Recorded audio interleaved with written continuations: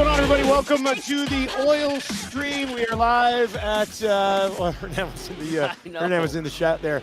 We are live at Boston Pizza Capilano. Lots of nasties in the house. This is great. Normology, Grumpy Cat. We got Corey the Butcher. Ladies over there. Yeah. Cody's here. Coach Mike here as well. So, it's good. It's good. And hey, we picked the right day to come here. I was thinking patio show earlier, but, it's just not that weather right now. So the patio, it was close. Awesome. It was close. The patio does look good. I told Cody, I was like, the patio is very inviting. Nice. The patio does look nice.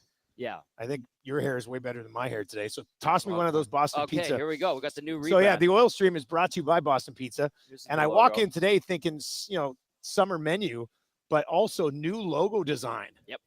Which is unheard of. Like out of nowhere. But call it a refresh, right? Tommy, I've been selected by the You've been selected for the upcoming draft. I'm going to just fix the camera here. There you go. We'd like to announce with the first overall pick in the Boston Pizza draft. This is a good Dustin lid. Nielson. It is nice. This is a really nice lid. You okay there? Yeah, I'm just kind of shuffling it. Oh, all right. There we go. There we go. Corey brought us some show meat. So we have a little app here before we get to earlier. And then we're going to get to that new menu, which is going to be good. If you're watching over there, hammer the thumbs up for us. Let's see. Can we sample some? Man, of course we can sample some. Pep stick. Pep stick. You want to split a pep stick? Yeah, let's do that. Just like how we're going to split a poutine right away here. Well, I think we're bringing some up. This is delicious. You've done it again, Corey the Butcher. You've done it again. Dave says you got to share. Dave in Section T. Yeah, if you want some, come over here and get some. It's a huge. God, get on some of this. This is great. All right. Delicious. Let's see here. And so the new spring menu, bring the where it is. No, that's the new menu. Here's the spring menu right here. Okay. So they've even changed their colors a bit. They've got, if you see, it's a bit of a different blue and a bit of a different red. Mm-hmm. What they're going to bring us here, Tommy, I've pre-ordered. Yep. Cajun chicken Caesar wrap. Oh, yeah.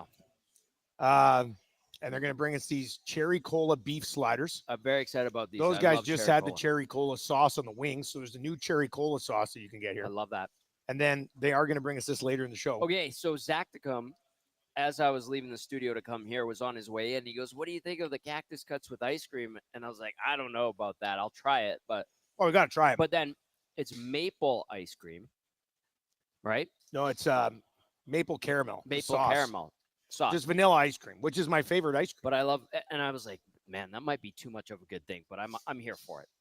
The playoff menu, it's tough to follow in the shoes of the playoff menu, but if anybody's capable of doing it, it's these guys at Boston Pizza. So we're going to be trying a bunch of these new items. The summer menu is ready to go, and a bunch of people having the 6 o'clock lagers. I did say if you came down and got a 6 o'clock lager, it was going to be on me. So come on down if you're looking for lunch and grab a 6 o'clock lager, and it's on the old EST today. Shout out to the Nasties for coming out. Thank you, guys. That's a good crowd, and obviously a big day for sure. Yeah. Yeah, we got lots to get to. You can text us anytime, 780-218-9999, 780-218-9999, and hammer the thumbs up if you were watching over on YouTube today. But Tommy, I know it kind of broke right before the hangout today. Yes. What was the vibe like on the hangout? What are your thoughts on this Evander Kane trade? I mean, it gave us a lot to talk about. No doubt. Good hangout, a lot of fun. The reaction, I know you kind of pointed it out on Lock Shop. Like, we didn't dive into a ton of the responses to it, but we did get to some. I think most people get it. You know, they kind of saw where this was going with Evander Kane. There are still some that value him, think he's the right type of player for this team. But I think those are the ones that are neglecting the things behind the scenes. And it got to the point, like I said it on this show, I think leading up to the trade deadline, the best case scenario for Kane, as I was told, was that he comes back right for the playoffs, scores a few goals, plays well, ups his value, and they ship him out in the offseason. That is exactly what has happened. So from an Oilers standpoint, this is the best case scenario that they were looking for when it comes to Evander Kane. I'll give him this. That was the best exit from any kind of franchise in the NHL he's ever had. Yeah, right? I mean, that's fair. And that's kudos fair to him, because it took, 3-4 franchises before he could leave on quote unquote good terms.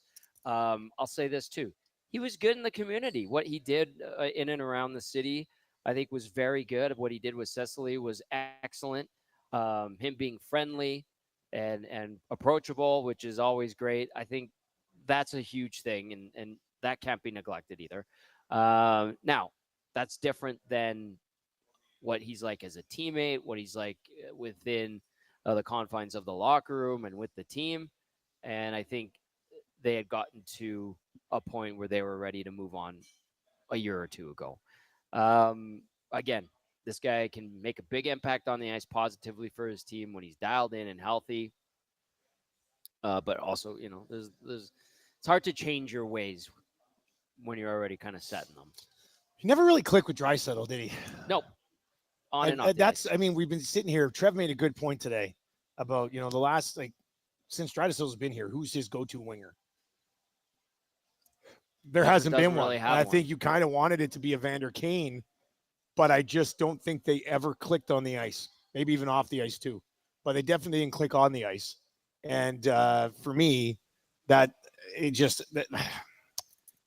thought he always looked best when he was with McDavid, but they like to use Nuge with McDavid. Mm-hmm. Anyway, 780-218, for what it's worth, we had some Canucks fans on the lock shop chiming in, basically saying that Canucks fans hate this deal. I would too. Like Canucks fans don't really understand why. And I don't understand why either. I mean, good player still. Will be in a contract year. So maybe you get the best possible Evander Kane that you can get. But where are the Canucks going here? The Canucks are a mess. What does this trade signal for the Canucks? That's what I want to know. Honestly, they are a mess. And this just adds to it. But they're going to get Evander Kane, who's motivated in the last year of a contract and wants to have another contract next year. I think Kane's going to be a good soldier. I think he's going to do everything in his power to have a strong season, be good in the community, and get another contract either in Vancouver or elsewhere.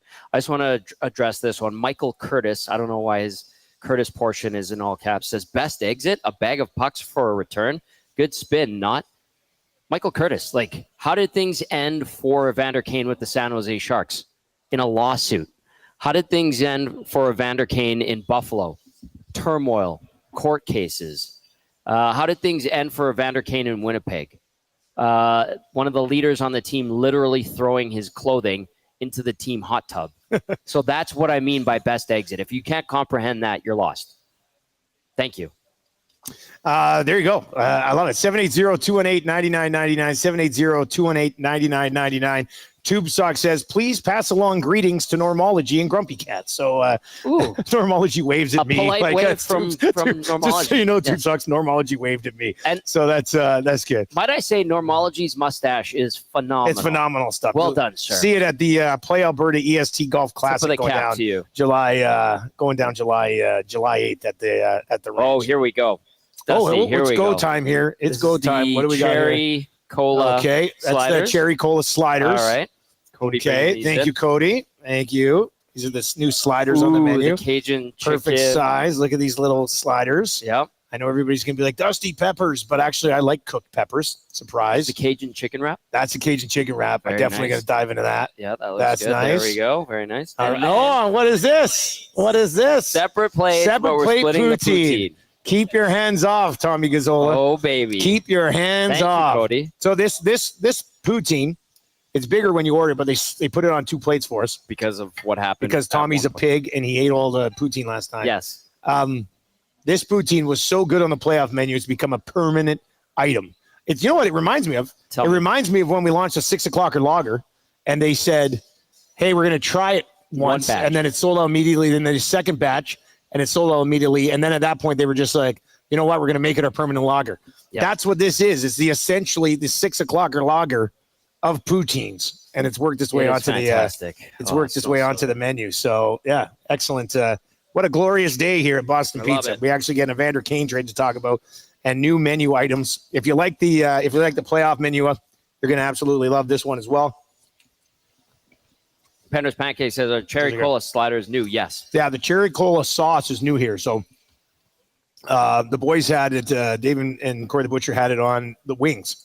How were they? Yeah, was it good? Thumbs up. We got a thumbs up over there on that as well. So that's That's excellent. So Dave we'll knows try his all food, this as too. we work our way through here. And I'm sorry I missed the cheesesteaks. That's my bad. Oh, at the but you were tailgate. working the game. Yeah, we had Gotta a be production, we had a careful with production stuff meeting. like- Yeah. I did get a spill on my shirt. Ruben, I'll be there. Did you really? Yeah. You spilled on your shirt? Yeah, but it was underneath the flap, so it was okay. No, so you're okay then. All right, 780-218-9999, 780-218-9999 over on the chat as well. And we're going to try that dessert later on, the Cactus Cut Sundae, which I never thought would be a thing, but here we are. Interesting. It is 2025. Technology has improved, so you can make a Cactus Cut Sundae now. Yeah. And I'm pretty excited about trying that too. Okay. Anyway, shout out to Cody for dropping all this off here. This is really good. Did you see the news release from the Oilers on the trade? No, I did not. It's not robust. Oh, wow, that's quick. Yeah. Go ahead, read it. That's it? For immediate release, June 25, 2025, Oilers trade Evander Kane to Vancouver, Edmonton, Alberta. The Edmonton Oilers have traded forward Evander Kane to the Vancouver Canucks in exchange for Vancouver's fourth-round selection in the 2025 NHL Draft, 117th overall. No, we thank him for his time. End of press release. Yeah. Do you think what happens? I was joking with Trev today. Imagine if they continue the Kane LTAR investigation and the NHL penalizes them a fourth-round pick, which is the very pick they got for Evander Kane. Would that not be the ultimate twist? I think that would be pretty crazy. That would be. So how do we summarize Kane's time in Edmonton? I think overall good. Yeah, Seriously. I think, like goodish is probably the way to do it. It just sucked, though, that last year in the Cup final, when you need him against Florida, he's too injured to play. In fact, he hurt them in the first 3 games. And then finally they're like, dude, we know you're trying to tough it out, but we have to switch it up. Yeah. And then this year, he actually hurt them again. With the penalties. Yeah. So he, in 2 Cup finals, he didn't help them in any way. He which helped I guess get is them a there, step. though. Yeah. Along the way, he did have some big playoff moments. You got to acknowledge those contributions. I honestly Why the hell did he suck so much in the Cup final this year then? Because you're right. Like he scored some big goals along the way, made some big plays. What happened against Florida? I can't remember who described it best. It might have been Friedman, but it was like he has done a good job taking himself out of the Cup final with his penalties. And he got demoted to the 4th line, and he wasn't playing particularly well. And I think if you were to ask me, I'd say maybe the Panthers got in his head a little bit, and he got a little over anxious and rambunctious, and it cost them. So outside of that, he did have a good playoff. And I do think, in summary, he had a good run here in Edmonton. It was time to move on. That's the case. Good luck in Vancouver. All right, and we don't know where Vancouver is going. From a cap situation, from a cap situation, if they want to have any wiggle room, they had to get rid of Kane. They have to get rid of Arvidsson. Simple as that. Yeah, anything on Arvidsson? Are you hearing on Arvidsson? What's going on? Yeah, that's what they're working on next. Before July 1st? Yeah. Well, even by the draft is what I'm being told. Well, that's right away. And then I was also told that there should be something available for him, and the plan is to move on from Arvidsson. So that's the latest on that. I don't know where. I don't know what. I heard you and Huss talk about, I like the idea of Rickard Rakell, but how much does that cost? What does it cost going the other way? Because that's a trade with Pitt, right? Or Brian Russ. That'd be a trade. He's got 3 years left. Yeah, exactly. So I like those ideas. You're going to need, if you broke it down, if they move on from Arvidsson, what do they have, about $5-6 million to get $2-3 million I'm players? totally ballparking it. I haven't put it into the calculator or anything, but basically they had 11.9 mil. You could move Jones down if you want. That'd be 12.9, whatever. So they had about $12 million. Now you move out Kane, just over 5. That gives you 17. 3.8 is going to go, let's just say 4 million, but 3.8 is apparently going to go to Frederick. Yeah. 4 million. That knocks you back down to 13. You give Bouchard 10.5. That leaves you with 2.5. You move Arvidsson, that's 4. You got 6.5. So they have about $6.5 million to play with if they move Arvidsson, I think. Do you get a $4 million winger and a $2 million winger? Do you get $3 million guys? Yeah, but then what are you doing between the pipes? I honestly think that you status quo. You think they're running it back between the pipes, and then you try to find something in the season. But that's just like an educated guess. Those guys got you to the Stanley Cup final 2 years in a row. Did they win? No. Did Stewart's going to have a bad year compared to the year prior and the one before that? Yeah. Can he get better? Yeah, I think so at 26. Update on. There is a statement on Kane from the Oilers. Not on the release. Not on the release from Jamie Cartmel. Oilers Communications says, we thank Evander for his contributions over the past few seasons. He's always battled hard and played hurt to try to help us win. His competitive spirit and offensive ability helped us go on long playoff runs the last few seasons. We wish him all the best in Vancouver. So kind of mopping it up there after a cold press release. Tried this chicken, Cajun chicken Caesar. You put Cajun chicken in anything. It's a home run. Okay, you have that. And this is delicious. I gotta try this cherry cola right on the slider. Right on the menu. How is it? Okay, let's try this cherry cola slider. I believe it's got peppers, some onions in there as well. Good size on the slider. It looks like there's some cherry cola sauce dripping off of it as Tommy Gazzola dives in. You can definitely taste the cherry. Can you taste the cherry? It's good. It's good. Yeah. All right, there we go. Another home run from Boston Pizza. Who do these guys think they are? George Springer in last night's game, hitting grand slam after grand slam after grand slam. All right, so that's another positive. And I know that Cactus Cut Sunday is gonna just crush it. This is really good. Yeah, you like it? Mm-hmm. You know what? I'm not a huge peppers guy or an onion guy. You're going to be just fine. But I'm going to do it anyway. Sometimes you have to grow up. Down. Smushing it? Mm-hmm. Big bite. Like you get the cherry at the start, and then it kicks into just a regular kind of beef slider taste at the end. That flavor's unreal. It's good. But Tommy, there's things in here I don't eat, and I'm eating it. You're eating it. You're a growing boy. Look at you. Really good. Really good. That cherry cola sauce is unbelievable. Cody, you nailed it. You and you alone have done it for BP. The cherry cola sauce is good, man. It is really good. That's really good. Yeah. All right. So we should dive into some reaction here. Okay. Let's get into some text messages. Let's get into your thoughts on this deal. And let me ask you this question before we get it. So you move out Kane, $5 million, just over. What's the return for Arvidsson? And is Arvidsson a more attractive piece to some teams than Kane because he's got $1 million less on his deal, do you think? I think you try to get a healthy body back. For Arvidsson? Yeah. Yeah? I think Arvidsson has more appeal and less issue going to other teams than Kane did. The other thing I was told was that Vancouver was initially on Kane's no move list. They were. He changed his mind after they talked to him. You think that's just because he didn't get out of Canada mostly on that no move list or something? Maybe, or just he didn't want to go home. Sometimes playing at home isn't the best thing. I've talked to some guys that are from here that played for the Oilers where they didn't love it. There are others that do love it. Everybody's different, and maybe Kane thought it would be a hassle going back to Vancouver to play there, but things change for guys, right? Max Bazuzu says Dusty and Tommy are eating sliders for lunch, just like George Springer. Am I right? Hey-o. Right, because he's a baseball player that hits sliders. Christian in Winnipeg says, Dusty, there's a BP across from Elephant and Castle in Winnipeg. I know there is. It's right across the street, Kitty Corner. Been there a few times, my man. I know exactly what you're talking about. It's one of Huss's stomping grounds out there. All right, 780-218-9999. 780-218-9999. The Gourdfather's in and says, Pettersson couldn't handle JT Miller in the room.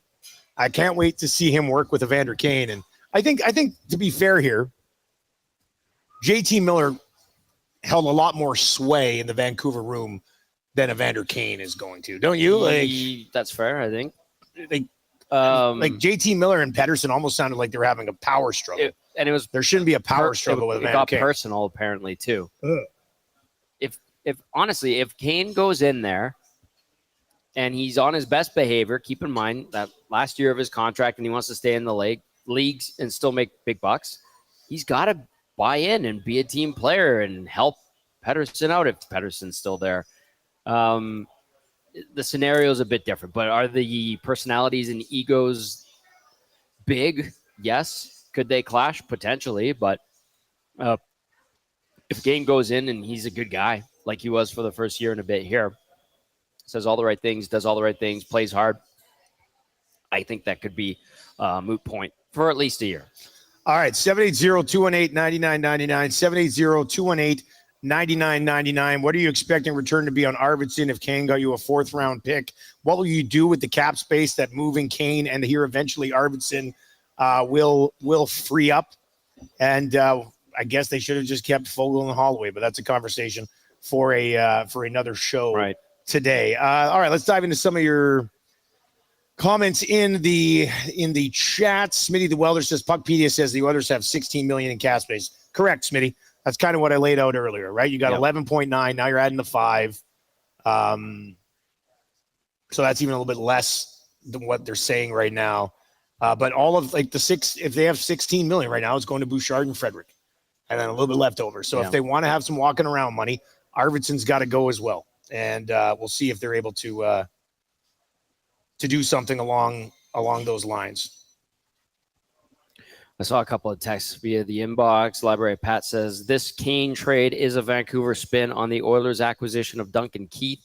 He might play well there, but the cost makes no sense. The Oilers retaining no money. I can understand Canuck fans being frustrated today. That one's from Library Pat. Mark says, is this finally the year that they start the season a couple million below the cap? It would be nice if they have space at the trade deadline to bring on a big contract.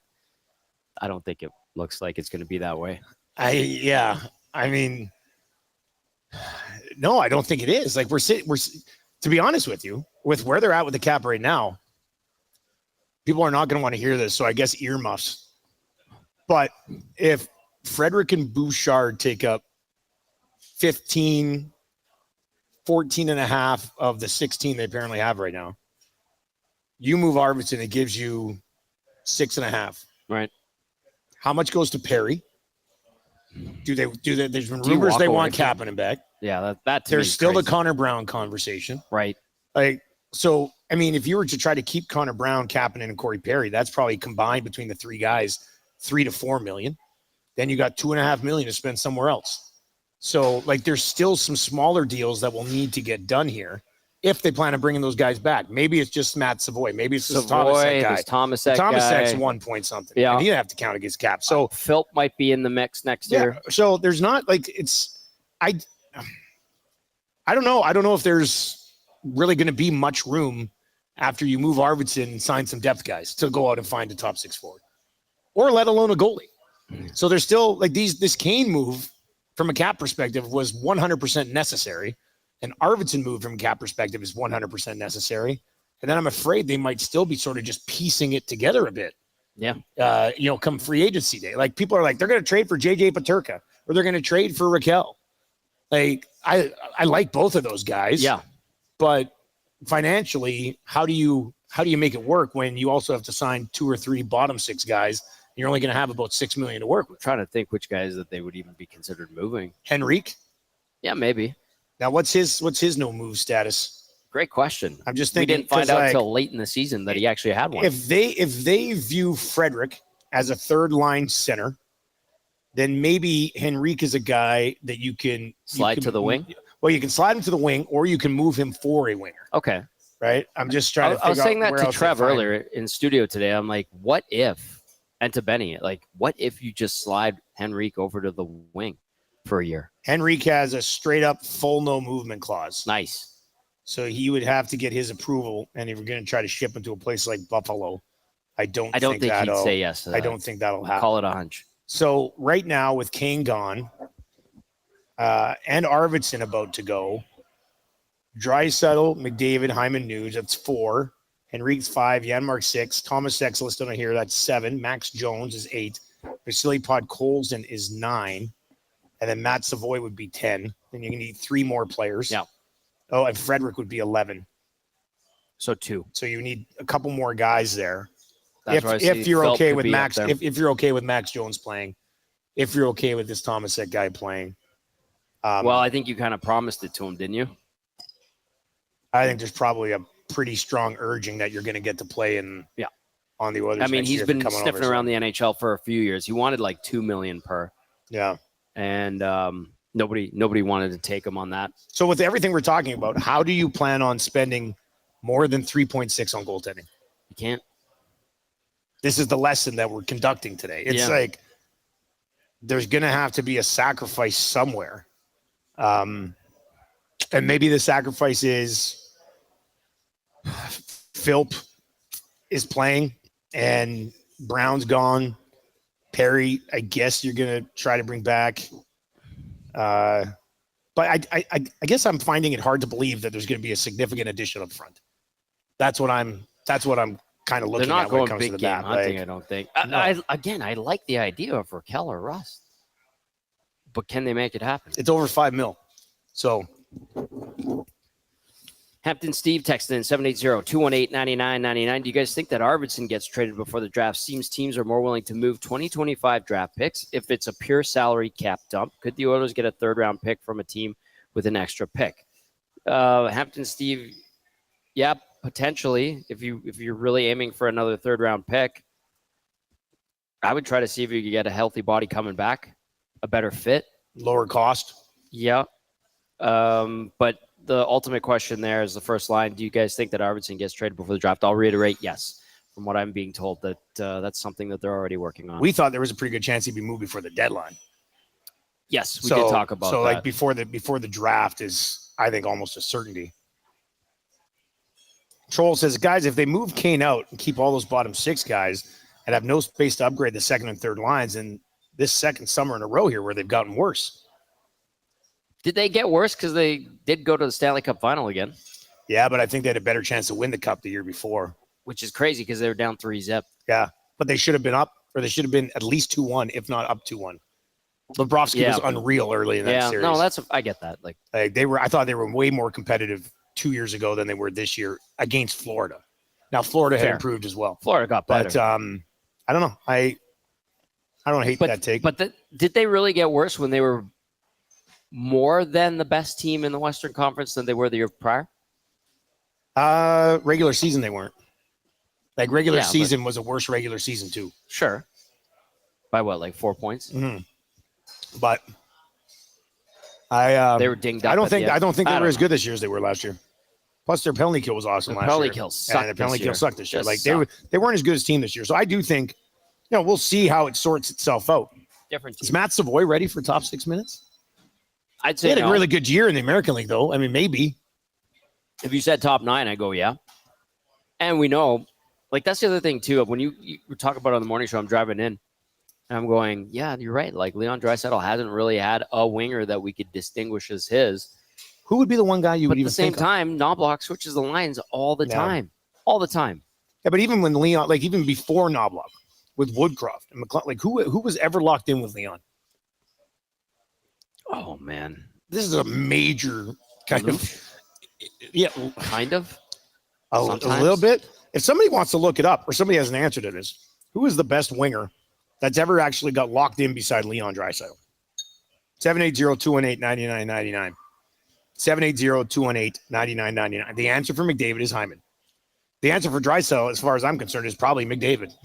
Like when they just play McDavid on his wing, and that's it. Like there's nobody else. Yeah, but like Nuge, I mean, the answer is probably Nuge, but they don't even play Nuge with him anymore. Like, I know. So, yeah, we'll have to see. KB says they were better through the first 3 rounds this year, but they were worse in the finals. That's so fair. That's a fair point. Yeah, I would think that's. I mean, they could have been a little bit less successful in the first 3 rounds and still got out of it. They didn't have to win the series in 5, even though we love gentleman sweep shows. So it was great. Yes, we do. May I? Yeah. I already went through this on the Hangout, but I'll do it again because it's fun. Explain to me how the fiddlestick was Rantanen ever going to fit in the cap. Next year will be the worst roster of the last 3 seasons. That's from AB Poker Inc. That is a great point. Again, to reiterate, yes, they talked. Yes, they were willing to give the contract that Rantanen wanted. They would have to move some things around. It would come at a significant cost, i.e. Bouchard. It's the only way. Or they find a taker for Nurse. Once they contacted Carolina, and Carolina's like, you don't have what we want. Yeah. It was dead on arrival. So was it realistic? No. Was there discussion? Yes. How far did it get? Not very far. Did they make a big push for him? Subjective. I don't know how it would have been possible. If you think talking to the player and saying, we'll give you the contract you want is a big push, then okay, fine. I'm not going to fight with you on that. But the fact that you call the team that owns that player's rights and is willing to trade him says, thanks, but no you thanks. Have nothing we want. You went nowhere. Yeah. They had interest in him. Yeah, sure. I would never too. Even remotely close. And he wanted to get back at the Avalanche for trading him and treating him the way they did. He was pissed, and he got his ultimate revenge in the first round. He had a monster playoff until the third round against Edmonton. Anyway, thank you for bringing that AB poker ink because it just gets me fired up again.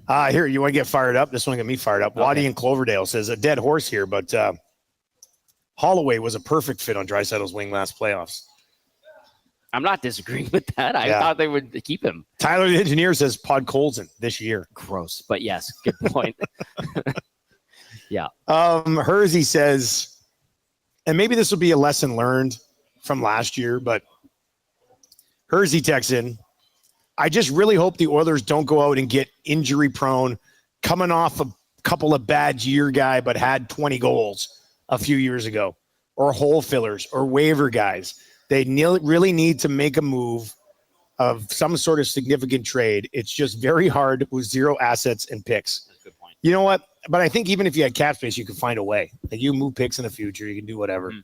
But the limited cap space this year, we'll see what it means moving forward here. So just where we're at right now, Evander Kane traded to Vancouver. Victor Arvidsson likely to be dealt before the draft. And then, of course, what would have been the major talking point on the station today, pre-Evander Kane trade, was Connor McDavid meeting with Bowman and Jackson in Ontario, not necessarily talking numbers, but talking future of the franchise and where it goes. And I said this morning, like, put together a PowerPoint or whatever and just go, here's how much cap space we're going to have over the next 4 years. Yeah. The cap is going to be going up. The cap is going to be going up. There are certain guys. Actually, there's not even. Like, how many guys in the organization right now on their way up are you, like, going to have to pay him at some point? Nobody. Like, it's Bush and it's McDavid, and there's nobody else. I mean, maybe Savoy down the road, but there's nobody else that you're sitting there going, oh, man, got to find a way.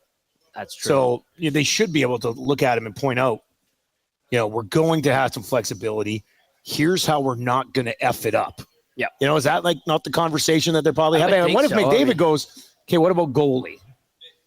Then what do you say? You got to be like, listen, you got two guys that you like that are capable of getting you to a certain point. We are going to work on that. And then he goes, how fast? That is what I would assume he would say. And you go, and what do you say? Be patient? Well, that one's up in the air, time-wise. Hey, good to see you, boys. Look at that. Business. Hey, see you later, boys. Normology, Grumpy Cat. Thanks for coming out. Remember, Tube Socks said hi. Why aren't you, like, tarps off right now? Unacceptable. Public place is professional. Hey, the Nasty Bash was a public place, and that shirt was off. So was the Ranch Golf Course. That was a terrible excuse. Get that shirt off. If Normology hung around for an hour and a half, his shirt would be off. Get that man another beer. People are pointing out Dry, Nuge, and Yamo were good before COVID. And then never went back to him in that playoff series against Chicago. They did one game. At the very end. It was the very end. It was too late. That was Tippett, right? That was Tippett. God, that was weird. That was a weird time. Bronco Nick has sent in a roster from Puckpedia. Him and Belzy have been all over these. They you can do the hypothetical. It's kind of neat. It is fun to see. So I will throw this one out there. He says there's $3.4 million in cap space remaining. Does not have a 13th forward on this team. So they'd be running 12, 7, and 2 again. This is a lineup that we can do this a lot during the summer.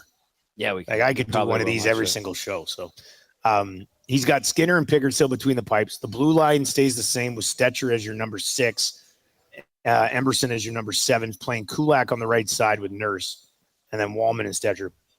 And then up front, once again, keep in mind this lineup would have $3.4 million in cap space to spend elsewhere.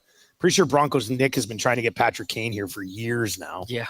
But McDavid between Hyman and Nuge, Draisaitl with Podkolzin and Kane at $3 million, and then Frederick centering Henrique and Savoy, Janmark with Corey Perry and Tomasek. So there's that. Tomasek on a fourth line thing is interesting because he's a top end guy over there. And I watched him at the Spangler a couple years ago. He's a power play guy. I don't know if he's like fourth line material just with his style of play. So I feel like they probably want to slot him somewhere in on the third line. But you could switch him with Perry on the third line or whatever on that roster that Bronco Nick sent in. He's on the fourth line. Sorry. Perry. He'll flip him with, I don't know, Henrique, and Henrique could center the fourth line. Well, he has Patrick Kane. Yeah, Pat Kane's up there. I mean, I don't know. 780-218-9999. We'll get to a few more of your text messages. If you're watching over on YouTube today, hammer the thumbs up for us. Sub to the channel if you haven't already. We are very close to 12.9K on the sub meter, which means 13,000 is just around the corner. James over on the chat says Fogle was one of the top 5 scorers this season with lesser talent than Draisaitl, one of the top 5 scorers on the Kings, right? Playing with. You know what? If you sat down with Jeff Jackson and a good old glass of truth serum, on a scale of 1 to 10, how much do you think he regrets July 1st, 2nd, and 3rd last year? Or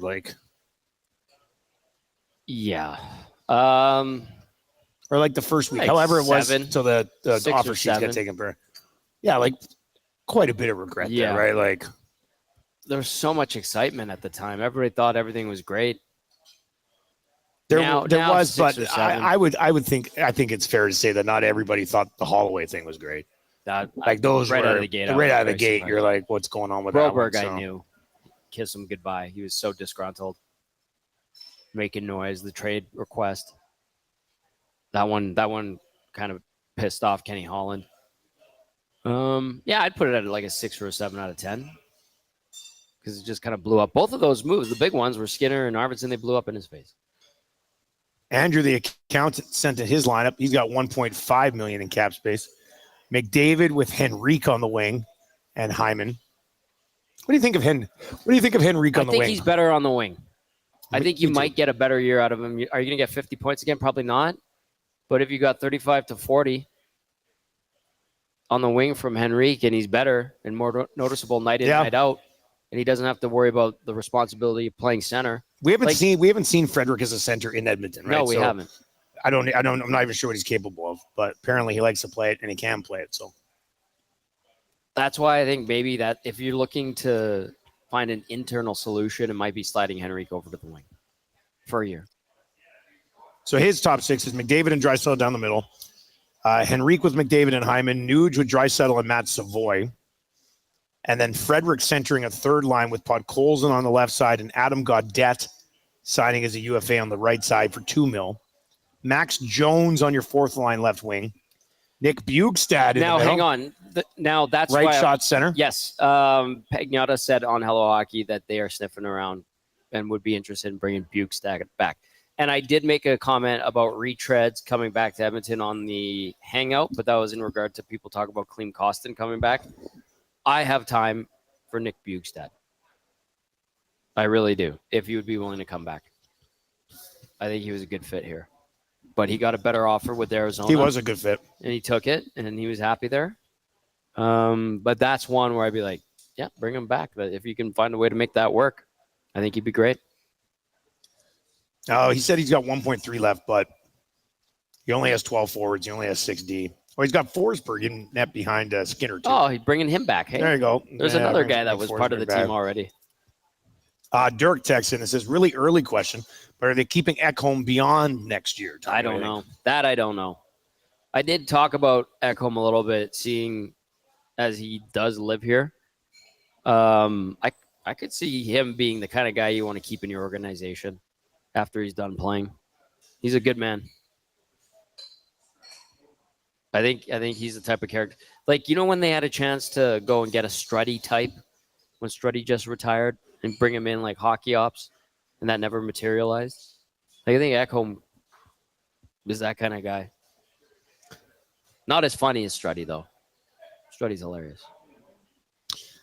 Gord says, guys, this is nuts, but if the Leafs are really offering under $4 million for Tavares, why not get him to play on the wing with Leon? The guy had 38 goals last year. Well, yeah, but they can't afford him. Yeah. So Toronto's going to offer him under $4 million. He's going to go get 5 somewhere. Easy. John Tavares gets $5 million somewhere like this.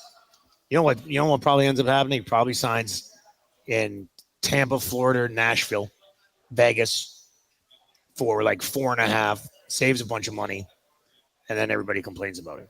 Yep. That sounds about right. I do like that one from, is it Econ09? How about Alex Tuck for this team? I like Alex Tuck. If you could find a way to make that happen, that would be amazing. But I don't know if you can. I think Tuck would be great. I've been saying it for a long time. Yeah, there's a lot of these guys that would be really good fits.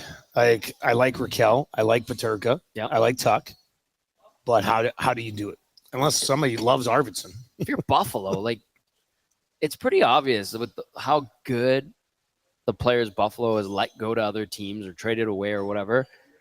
They have good players. They just don't know how to make them play together properly.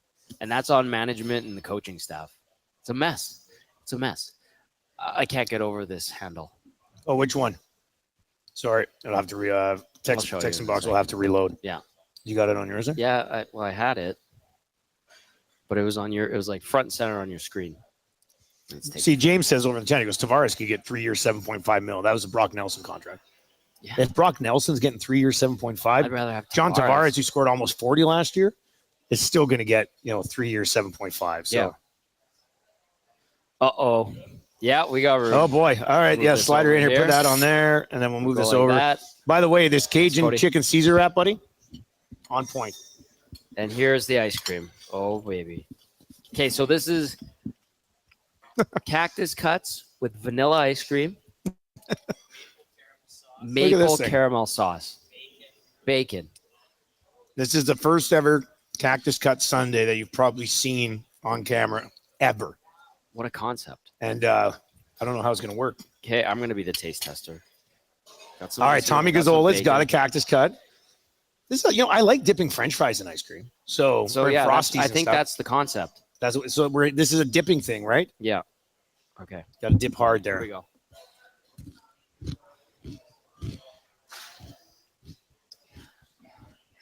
What say you? There's a lot of flavors coming at me right now. Okay, all right. I'm going to get on this here, too. I can taste the bacon. Okay. You can taste the cactus cut, the heat from the jalapeno oil at the end. Oh, man. I like the ice. This is good. Yeah, it's spicy because of the cactus cut. Yeah. But the ice cream kind of cools down a bit. That's pretty good. This is interesting. You got to get a good hard cactus cut so you can actually scoop some of this ice cream. Now, this bite's better. Look at this right here. Yeah, that's good. That's really good. I really like it, actually. I wasn't that sure at first, but I changed my mind. It sounds, when you get a little bit more ice cream on it. Yeah. This is okay, one more. Then we gotta finish the show. Tommy's loving. One more. Tommy's absolutely loving this this dessert. Yeah. This is a good scoop right here. You got to try this. I mean, this is a great summer treat. Come on down here. I'm going to try to put a little bit of bacon on this one. Lars Wise says, thank you for keeping your mouth closed as you crunch, Tommy. No problem. Happy to do that. What else do we have? What do you think? I love it. I think it's delicious. It's really good. Now I'm sweating. I didn't think it was going to be. Yeah. But it's tasty. I think Tommy and I could sit here and I'm going to do what you did. I'm just going to take the rest of it. Like, Tommy, what's that over there? And then just eat it. Yeah. I was trying to get to this text from Poop Stains. All right, let's do it. But it's not showing up. No, it was in the on the inbox. Oh, it was in the inbox. Yeah, I had that one too. But it's not loading. I remember here it is. Anyway, I remember what it was. This was the Poop Stains basically said. Oh. What a handle, by the way. Do you have it? Okay. Yeah. Hit it. I'm going to have Poop another Stains, one of these. Unbelievable handle. Texts in saying, I would start the conversation with Connor like this. So you want to win? Maybe see if your good friend Darnell will waive his no movement clause. I can't see that happening. There's no way. I don't think so. Somebody said this morning, I can't remember who it was. They were kind of saying it facetiously.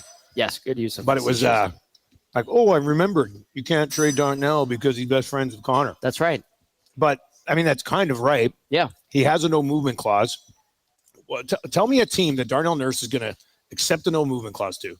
Like, waive his no movement clause for. Tell me a team. And then do they have the money? Do they have something to give back? Because, like, Darnell Nurse is not a throwaway player. Like, to me, I know some people be like, just get him off the books. You might view it that way. not me. I think Darnell Nurse is a good $7 million hockey player, $7.5 million hockey player. So yeah, you overpaid him by a couple million. That's on the organization. But you're not just giving this guy away. Who's going to take him for the full cap hit anyway? And why would he leave? He's on a Stanley Cup contender. This has been his home for over 10 years. He's buddies with all the why? Just give me one legitimate reason Darnell Nurse would waive his no movement clause. There isn't one. So as frustrating as it is, and you're probably going to be paying $20 million to two defensemen, which sucks. You are just going to have to find a way to defy the odds to win the Stanley Cup. It's that. And I know everybody, I see so many things. Nobody's ever won a Stanley Cup with anybody with over 11 million. Well, the cap's going to be going up by how much over the next 3-4 years? So some of these contracts will look a little bit better.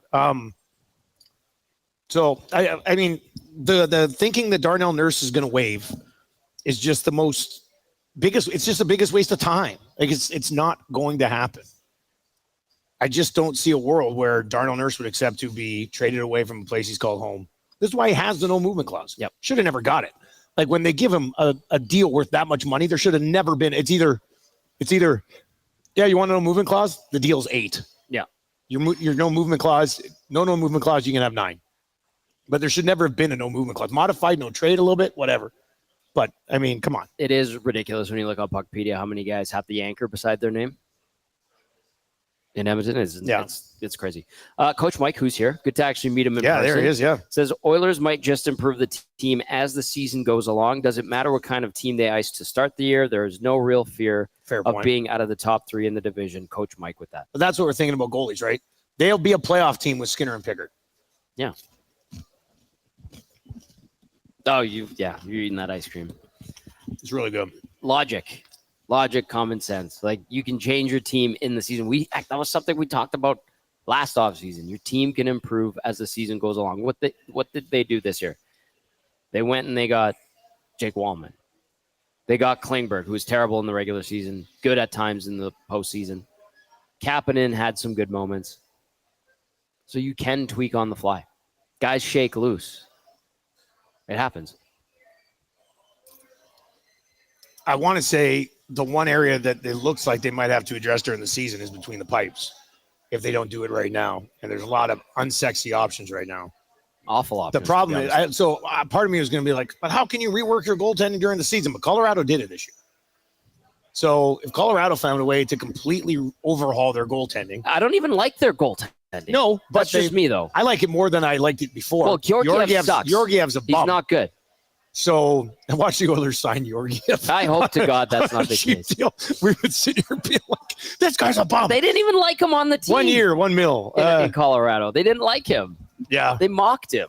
So, I mean, I guess there are ways to – I just worry that you can't find anybody. Nobody wants to trade you goalie. And they're like, you know what, Oilers, screw you. Take another run at a cup with Skinner and Pickard. You know? So, I don't know. I think Stu can improve it. I think he can be better. And it starts with lateral movement, as we like to say. Any more? Well, I just these other people on Nurse. Just about, would he waive his no trade clause if you just went to him and said, we don't want you anymore? Like, could you hurt his feelings enough that he's like, fine, move me? Why would you do that? I don't know. I don't think they would. I think they would ruin your reputation in the league. What do you think other players, if you're trying to get other players, will think of you if you do that? Word gets around. Guys talk. You have a weird and messed up management team. That's not good. So I get it. Like you want to jam them into a corner. Look at what people think of Chris Drury in New York.